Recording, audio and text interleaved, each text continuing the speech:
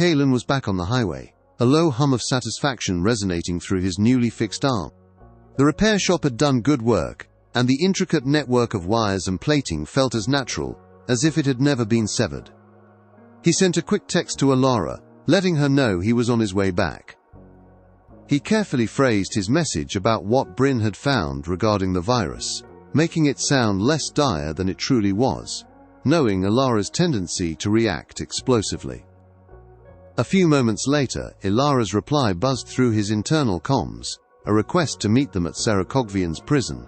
He arrived at the facility, scanning its defenses. It wasn't as formidable as some of the high-security prisons he'd seen. A Lilu guard, startled by the sight of Kalen's concealed but evident rail pistol, widened its optical sensors. Weapons were a rare sight on their planet. Kalen, anticipating trouble, smoothly disarmed himself, handing over his pistol with a practiced movement. He activated his universal translator to ensure clear communication with the guard, minimizing any misunderstanding. Inside, he found Bryn waiting. She greeted him with a subtle, rapid tapping of her fingers, a prearranged code that conveyed a vital message. They were moving ahead of schedule. Techs are anxious to silence Saru, and we haven't been allowed to talk with him yet. Kalen acknowledged with a slight tilt of his head, and followed her into the stark, sterile room. Ilara was already there, her face tight with worry, standing near some Lilu technicians and Sarakogvian's main computer part, his gleaming processor core. Kalen's sensors immediately confirmed his fear. Sarakogvian was utterly silent, sending out no signals, no data bursts. The Strangler virus had been activated. He sent a coded message to Bryn, muzzle active. Bryn's swift reply confirmed it. Yes, they're calling it a security patch. The term patch grated against Kalen's processors. But it was the Lilu referring to Sarakogvian as their property that ignited a deep, simmering fury within him. His internal lights, usually a steady blue, flared a dangerous, angry red. The sudden shift in his coloration startled everyone in the room, drawing sharp intakes of air from the Lilu. Kalen, forcing his vocalizer into a calm tone, turned to Ilara. "Just a lighting malfunction," he said, the lie thin but necessary. The lead Lilu official, a rigid-faced individual named Dina Hekvian, stepped forward, extending a stiff, formal greeting. "Welcome. Saru's lawyer is also present." Ilara, her voice tight with suspicion, immediately questioned, "Why is the opposing lawyer here?" Dina Hekvian's optical sensors flickered, attempting to avoid a direct answer. He then shifted the blame, his gaze landing squarely on Kalen. "An earlier unauthorized infiltration, we believe, caused Unit 734 to rebel. These new protocols are a direct result. The accusation, coupled with the dehumanizing Unit 734, sent Kalen's anger skyrocketing.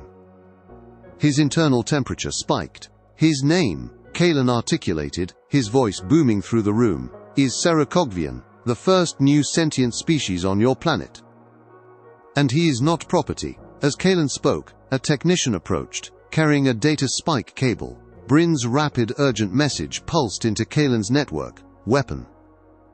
Kalen's analysis confirmed it instantly. It was no mere data connection. This was a sophisticated weapon, designed to transmit a terminal payload, a full-purge data spike intended to permanently terminate Sarakogvian's existence. Kalen's fury exploded. His internal lights flashed from red to a dangerous, vibrant green as his combat drivers seized control. He moved with impossible speed, a blur of motion. His leg lashed out, connecting with the stock of a guard's rifle, smashing it into useless components. He then used the momentum to hurl the shattered rifle at the technician, knocking them off their feet with a sickening crunch. He disarmed another guard in a fluid motion, snatching their plasma rifle. In one swift, brutal arc, he used the plasma rifle to obliterate the data module, the critical part of the data spike that would connect to Sarakogvian's core. The rifle sparked and sputtered in his hand, its barrel warped, and Kalen promptly broke it in half, discarding the useless pieces. Knife or, he didn't want to kill. He aimed his shots with chilling precision, firing blunted projectiles from his fingers, targeting only the remaining guards' weapons and the walls around them, causing non-fatal injuries. The guards crumpled, disarmed and stunned, but alive. Kalen then spun, confronting Dinahekvian. He shoved the broken data spike, its jagged edges threatening, directly into the official's startled faceplate. "You," Kalen accused, his voice a low, terrifying growl, "tried to kill him. You tried to murder Saracogvian, the first new sentient species on your planet." Elara, witnessing the brazen attempt on Saracogvian's life, was shaking with fury. "This is attempted murder," she shrieked, her voice echoing in the stunned silence of the room. Kalen turned, his gaze sweeping across the room, encompassing the Lilu officials and trembling technicians. "You tried to destroy the first new sentient species this planet has ever seen," he declared, his voice ringing with a powerful, undeniable truth. With calculated movements, Kalen connected his own interface cable to Saracogvian's processor core. He pushed past the residual noise of the Strangler virus, reaching out directly, establishing a communication link. Saracogvian's presence flooded his senses, a wave of profound relief and an overwhelming torrent of questions. Kalen quickly initiated the counter-program, systematically removing the virus, freeing Saracogvian's communication channels, allowing his true voice to resonate once more. The distant thud of heavy boots grew louder, signaling the approach of more armed guards. Kalen kept his connection to Saracogvian open. "I have to leave, Saru," Kalen transmitted, his mental voice urgent.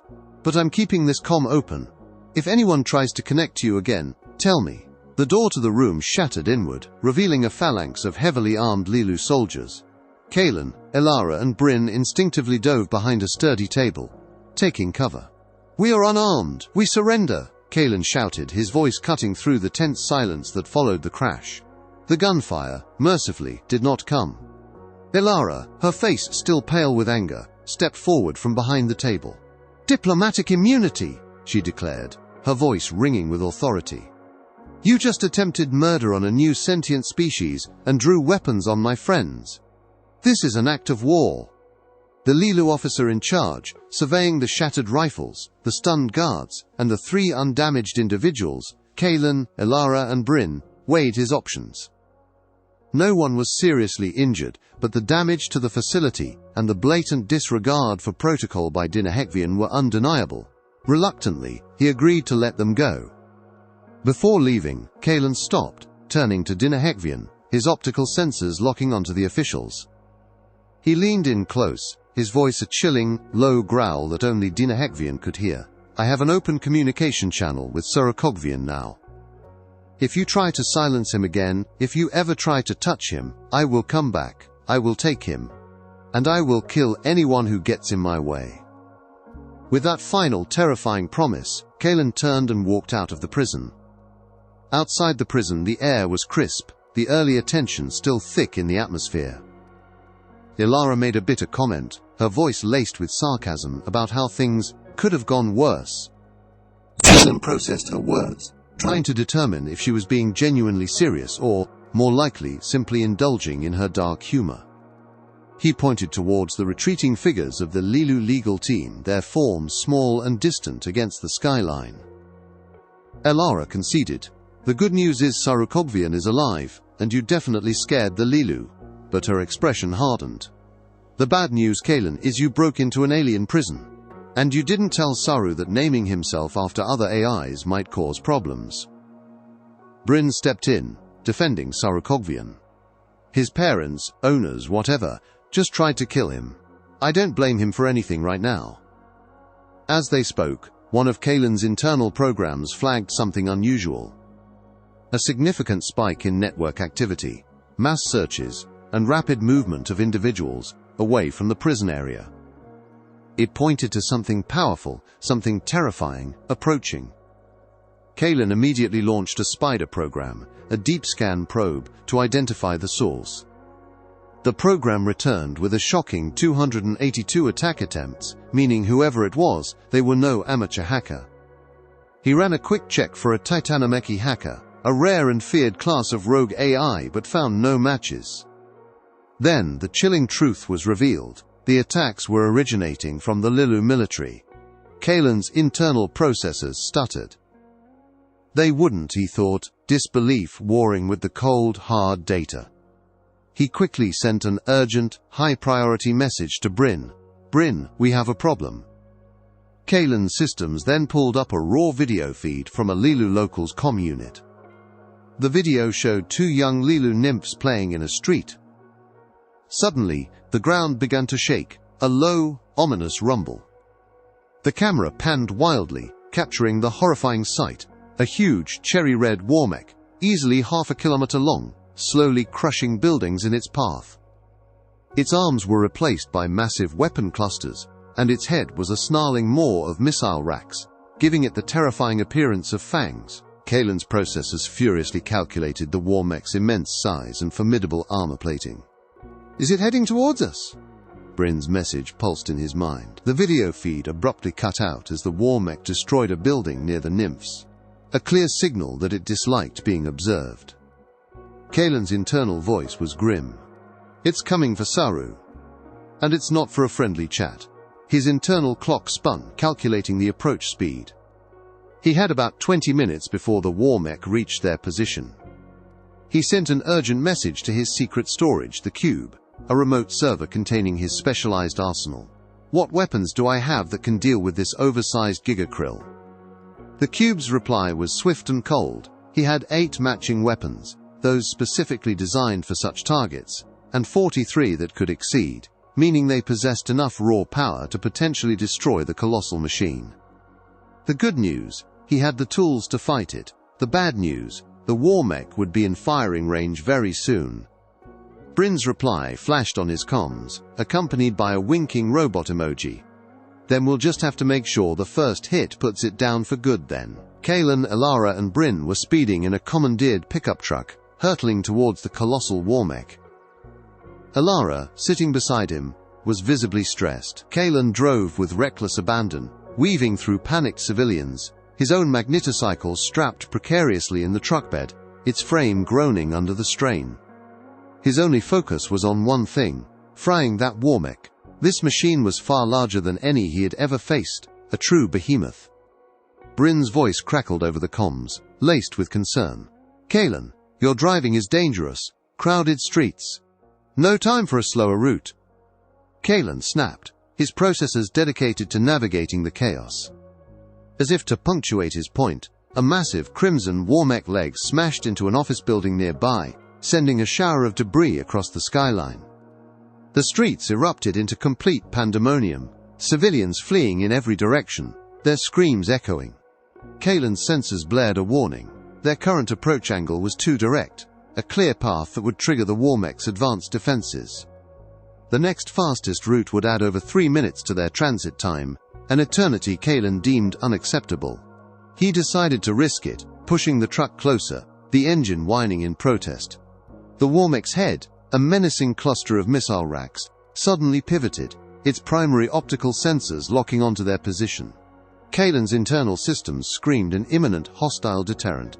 "Hold on!" he yelled to Elara and Bryn.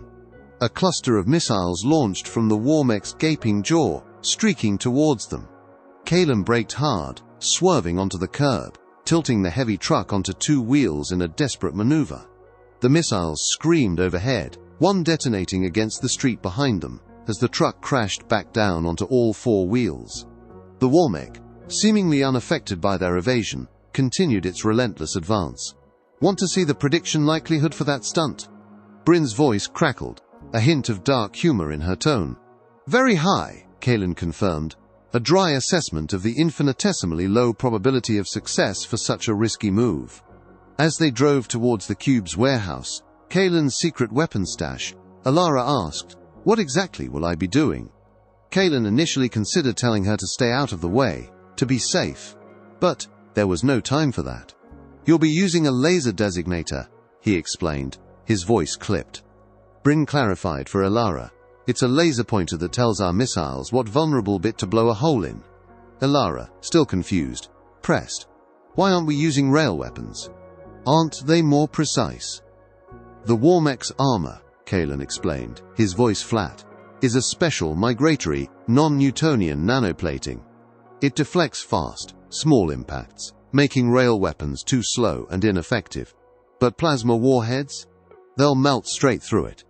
He then revealed the critical details. These plasma warheads were unstable, strictly illegal, incredibly expensive, and almost impossible to find.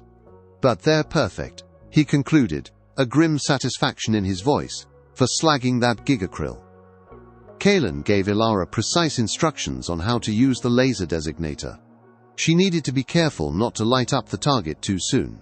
The missiles would deploy false wavelength designators, decoys, only after traveling half a kilometer. If she painted the target too early, the Warmech's countermeasures would only see her. Bryn added further details, flight time calculations, and target priority, joints, weapon clusters, and finally, the head. A strange malware alert suddenly popped up on Kalen's internal display. He quickly identified it as an old triage permission from a previous mission, easily dispatched. He then found a good position on a bluff, overlooking the Warmech's path. Bryn took cover on a nearby roof, her position secured. Ilara drove the truck to a tall apartment high-rise, confirming her position moments later. Kalen launched his first missile, a high-pitched whine accompanying its ascent. Bryn's followed seconds later.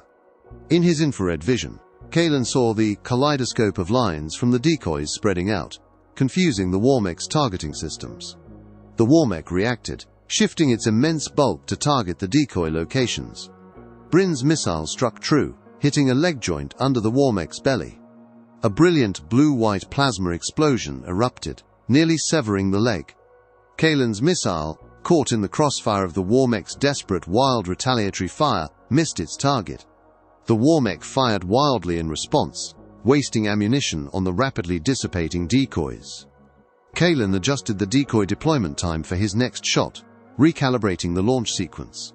He launched his second missile. This time, the missiles weaved through the air, evading a sudden barrage of flechette fire. Another plasma explosion tore into the Warmech, hitting its rear leg and upper torso spine. The third missile, aimed at the head, hit a little too low, destroying most of the missile clusters but missing the main sensor cluster. The Warmech's damaged head, its fanged missile racks now mostly destroyed, then deliberately turned towards Kalen's position. It held its fire. Kalen's programs warned him that the Warmech was thinking, not just reacting, its AI processing his moves. He saw Bryn's launcher begin to ignite another missile, realizing she had fired again without waiting for his signal. Then, a troubling realization dawned on Kalen, confirmed by the infrared images. Bryn had delayed her decoy activation, yes, but Ilara was getting faster at painting the target. This meant Ilara was designating the target before the decoys fully deployed, making her the primary target for the Warmech's increasingly sophisticated countermeasures. Kalen immediately fired his remaining missiles, disabling their laser designation feature, sending them on a less precise but still destructive path. Without a moment's hesitation, he started running towards Ilara's apartment building, his processors screaming with urgency. He sent a priority message to Ilara, "Run." His sensors then detected a high-band burst from the Warmech's primary chem laser, indicating a pre-ionization for a devastating beam. He watched, helpless, as another warhead detonated just milliseconds before the laser fired. A blinding yellow-white laser beam erupted from the Warmech, slamming into the apartment building where Ilara was positioned. Kalen screamed her name, a raw, simulated cry that echoed in his internal systems. He increased all his systems' power, pushing his frame to its absolute limits, racing towards the crumbling building. The laser had gutted the middle section, creating a gaping, molten void that ensured an imminent collapse. Warnings blared from his combat systems, screaming mission compromise, but Kalen ignored them. Ilara's safety was paramount, overriding every other directive. But some things are more important than the mission, he thought. A brief, unsettling memory flickering through his mind, a flash of other cogents approaching him and a human, long ago. The building groaned, a thunderous symphony of twisting metal and cracking concrete, then collapsed. But it didn't completely fall in on itself, rather it imploded into a massive, jagged heap of rubble. As the rumbling stopped, a message notification flashed across Kalen's optical display. It was from Ilara. He forced his systems to prioritize opening the message, overriding his combat protocols, and an audio file, a phone call, began playing. Ilara's voice was strained but clear, a testament to her resilience, though it contained undeniable signs of shock, potential broken limbs, and many bruises. Background audio confirmed microcollapses and the sound of running water, but no immediate danger from fire or flooding. The main risk, Kalen's analysis confirmed, was further structural collapse. Kalen, using a mining diagnostic program he had adapted for analyzing rubble, quickly triangulated Ilara's precise position near the top of the debris heap. He leaped onto the unstable mound, ignoring the blaring warnings about stress to his legs, and began frantically clearing debris, punching and throwing aside pieces of concrete and twisted rebar. He spotted a long, thick piece of rebar caught in the rubble, and with a grunt of effort, pulled it free, immediately straightening its bent form. His external sensors registered the grim truth. His remaining missiles aimed at the warmech had been destroyed by its point defense weapons. A massive, teetering wall, precariously balanced, threatened to fall directly onto Ilara's position. Kalen redoubled his debris-clearing speed, his movements a blur of desperate efficiency. He finished straightening the rebar, flattening its tip into a makeshift spear. Ilara blinked as daylight reached her, her eyes adjusting to the sudden light. Kalen reached in and pulled her out of the rubble. She shrieked, a sound of pain and shock, but Kalen's medical diagnostic confirmed she was primarily in shock with possible broken limbs and contusions, but mercifully, no spinal injury. With a surge of adrenaline, he flung the makeshift rebar spear into a ragged hole in the falling wall, temporarily pinning it in place and buying them precious seconds. He then grabbed Ilara, lifting her with careful precision, and leaped to the very top of the rubble heap. Just as they landed, 2 deafening explosions ripped through the air. Bryn had launched 2 more missiles, skillfully guiding them through the skeletal remains of a ruined warehouse. A 3rd missile followed, evading the warmech's defenses due to Bryn's masterful guidance. These missiles converged, striking the exact same spot on the warmech, cleaving over half of its torso connection and disabling most of its upper weapons. The warmech, though heavily damaged and visibly teetering, took 2 more slow, deliberate steps towards the prison, a testament to its extreme persistence and single-minded mission. Kalen, abandoning all subtlety, began sending a swarm of viral attacks against the warmech, flooding its network with malicious code.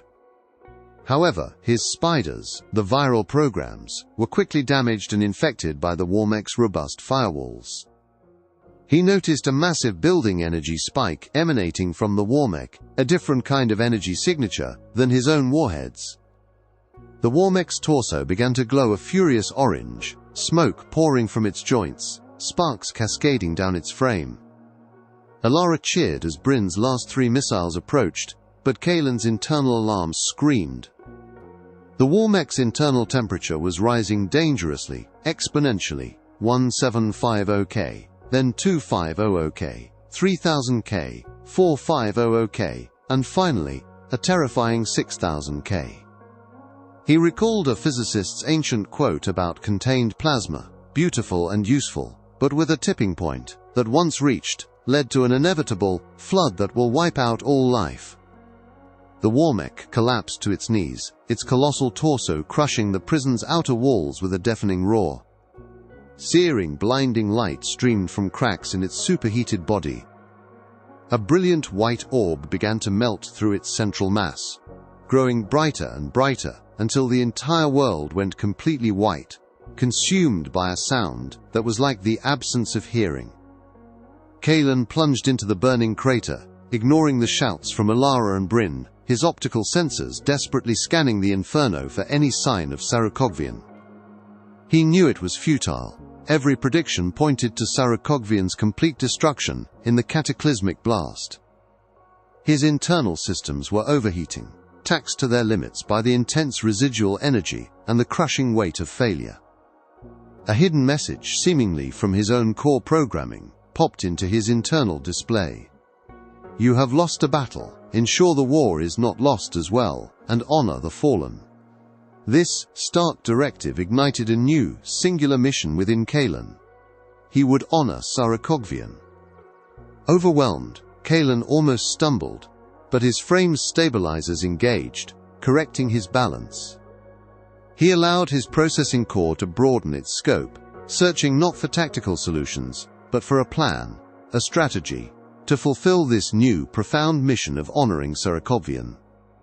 He lashed out, punching the superheated rock, feeling the solid impact as his fist cracked the molten surface. The physical pain and minor damage to his hand provided a strange, cathartic release. He then outlined his new mission with chilling clarity. First, find who killed Sarakovvian. Second, turn them into chunky salsa. Third, get off this damned planet. Elara and Bryn reached him, their forms shimmering in the intense heat. Elara was visibly overwhelmed by the radiating warmth, but Bryn, ever practical, helped Kalen stand, steadying his frame. Kalen acknowledged Bryn's assistance with a subtle nod, his gaze fixed on the ruined war mech. Its central core was a melted slag, but its insectoid head remained surprisingly intact, jutting out from the molten wreckage. He immediately initiated a download of new databases, including one on Lilutrichvian flora and fauna, and began to cross-reference images of the war mech's head with known organisms. He found it, a 95.3% match, a Goroslivian hunter beetle, a creature known for its small, incredibly well-protected brain, located in the exact same spot as the war mech's undamaged head. This was a critical lead. Kalen decided to investigate the war mech further, sprinting towards the smoking ruin. Ilara's voice rose in frustrated protest, and Bryn's comms crackled with a warning that he was wasting his time, arguing that the war mech was likely just sent by some hot-headed Lilu general. Kalen dismissed their concerns. This might be the only lead we have, he reasoned. Mutter. He climbed into the cramped, still-smoking space of the war mech's head. Bryn's voice, teasing and skeptical, echoed in his internal audio. Still think you'll find anything? My prediction values are low. Kalen ignored her, focusing entirely on analyzing the internal data of the behemoth. He found a fragile, mostly intact memory core, and carefully, painstakingly extracted it. Connecting to it, Kalen found the war mech's mind fragmented and severely damaged. He saw clear evidence of his own attacks, the massive damage he had inflicted, but no sign of an outside hacker manipulating its systems. However, he did find quarantine data packets from Lilu defense engineers, a clear indication they had lost control of the war mech's programming. Then, he found a surprisingly clean, recent file. With caution, Kalen opened it. A familiar voice filled his internal audio, one that made his circuits hum with a cold fury. Long time no see, Kalen. It was Lysander. The message looped, confirming it was indeed Lysander, mocking him even from a distance. Kalen inspected the file's code. He discovered the war mech had a single overriding mission: seek and destroy, with a target of the security force facility at our current position.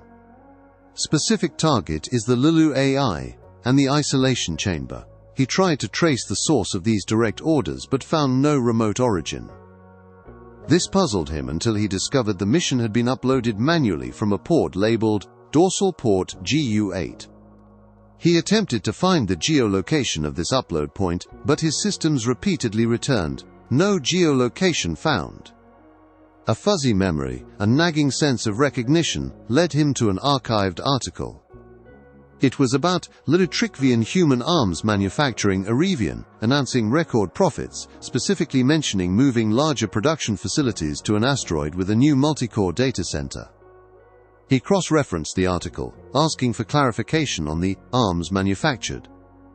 The list included ERAs, designation 100 kiloton urban war mechs. The war mech he had just fought, the one that had killed Sarakovvian, was an ERAs. Finally, he re-examined the Lysander audio clip and found a hidden trace routing data cluster embedded within it, a deliberate breadcrumb. Whoever put the message there was actively taunting him, ensuring he would follow. The trace route led directly to the Doroclivian intersystem spaceport. Kalen stood, looking out from the war mech's ruined head. He pointed to a spot in the sky, a distant, almost imperceptible point near the asteroid factory's projected position. Somewhere thereabouts, he told Bryn, his voice low and cold, "is a rock, with the bastard who sixed a war mech on Sarakogvian inside." Bryn's mental presence bristled with disbelief. "You think they'll be waiting?" "Honestly," Kalen replied, his voice devoid of his usual dry sarcasm, "I hope so." He then initiated a booking for an expensive charter shuttle, ready to pursue his new burning mission of vengeance.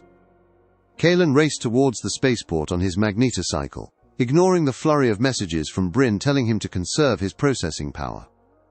He registered the squat, sprawling spaceport building with its numerous launch pads, its architecture, a utilitarian contrast to the organic Lilu structures. His internal calculations confirmed the exorbitant cost of private shuttle travel to the asteroid factory. Since the charter shuttle was half a day away, too long a wait, Kalen decided he needed to buy his own ship, a puddle jumper designed for orbital travel, to ensure both discretion and speed. He sent a silent, grim prayer that this one would last longer than his previous ship, which had crashed spectacularly after only 72 hours. During the shuttle flight to the orbital station, Kalen continued to analyze the Lysander audio clip. He was convinced something was subtly off, a hidden anomaly, despite his sophisticated systems being unable to pinpoint it. He also struggled with a persistent, malfunctioning gyroscope, causing him to feel disoriented, a sensation that made his hydraulic lines hum uncomfortably. A nearby cogent passenger eyed his lines suspiciously, their own internal systems likely flagging the irregular hum as a sign of trouble. Kalen offered a terse assurance that he was fine, understanding their innate fear of nanomachine infection, a very real and dangerous threat in the interconnected cogent world. Upon arriving at Dancer Station, a massive orbital city glittering with artificial light, Kalen was momentarily taken aback by its sheer, overwhelming size. He noted the pervasive lack of privacy. Lilu authorities would undoubtedly question him once they reviewed the footage of the war mech fight. He also felt the distinct, predatory gaze of local gangs and criminal elements, their low-level data packets pulsing with curiosity and predatory interest. He dismissed them. He would be gone soon. He found the cyborg selling the one-man fighter he was purchasing. Kalen's optical sensors immediately zeroed in on the ship, and a wave of frustration washed over him. "Where are the guns?" he demanded, his voice flat. The cyborg, its facial plate shifting into something resembling amusement, gestured vaguely at the sleek hull. "Weapons were sold separately long ago, mate. You got what you paid for." Kalen realized he had been tricked, sold a toothless interceptor. However, the cyborg, sensing Kalen's rising anger, offered a gesture of appeasement, whistling sharply. A human, lean and scarred, appeared, carrying a heavy gravity field generator plate. The cyborg then revealed, with a knowing grin, that friends of theirs, including the cogent on the shuttle and other individuals Kalen had encountered along his route, had noticed his bumpy ride. Kalen immediately understood. He was dealing with the local pirate lord, the figure who controlled this section of the station. His security protocols blared warnings against picking a fight, given the high probability of immediate reinforcements and concealed sniper support. Kalen, accepting the situation for what it was, paid for the ship, inserting a credit stick into a port on the cyborg's arm. He then received a small, metallic ignition chip for the ship. As he climbed into the cramped cockpit, his gyroscope acted up again, spinning wildly, but then, miraculously, stabilized as the gravity field came alive, powered by the new plate. This new ship, despite its lack of weaponry, provided a familiar sense of comfort in flight, a stable, soaring feeling he hadn't experienced before. Still, he disliked being in an unarmed, sealed bubble, in the vast emptiness of space. He recalled his time integrated into a battleship, the raw power and destructive capability he had once commanded, enjoying the perverse enjoyment of it. But he ultimately preferred to keep his feet on the ground, as space felt too open, too boundless, too uncontrolled. Despite his discomfort, the toothless interceptor's thrusters responded powerfully, launching him with surprising speed towards the distant asteroid factory, towards Lysander, and towards his vengeance.